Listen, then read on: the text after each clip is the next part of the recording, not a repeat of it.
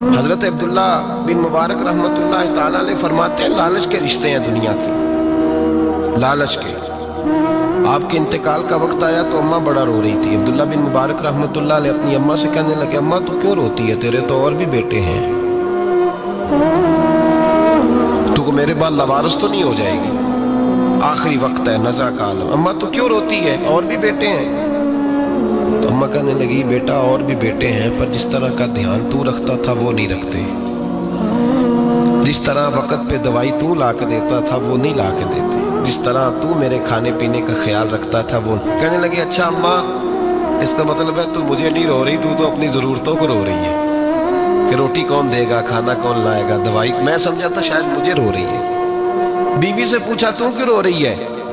تو کہنے لگی، تیری وجہ سے میری بادشاہی تھی، تو موجود ہے تو خاندان میں، معاشرے میں میرا ایک وقار ہے، تیرے بعد تو بیوہ کی زندگی ہوگی۔ آپ فرمانے لگے، اوہو، میں سمجھا تھا شاید مجھے رو رہی ہے، تو اپنے وقار کو رو رہی ہے۔ بیٹوں اور بیٹیوں سے پوچھا، تمہاری آنکھوں میں کیوں آنسو چھلکتے ہیں؟ کہنے لگے، ابا، جس پیار سے باپ شادی کرتا ہے دوسرا کوئی نہیں کر سکتا، اور جس محبت سے باپ لا کے کما کے دیتا ہے دوسرا کوئی نہیں دے سکتا۔ فرمانے لگے، اوہو، میں سمجھا تھا مجھے رو رہے ہو، تم تو شادیوں کو رو رہے ہو، میرے ساتھ تو تعلق ہی نہیں۔ پھر عبداللہ بن مبارک رونے لگے اور پھوٹ کے روئے۔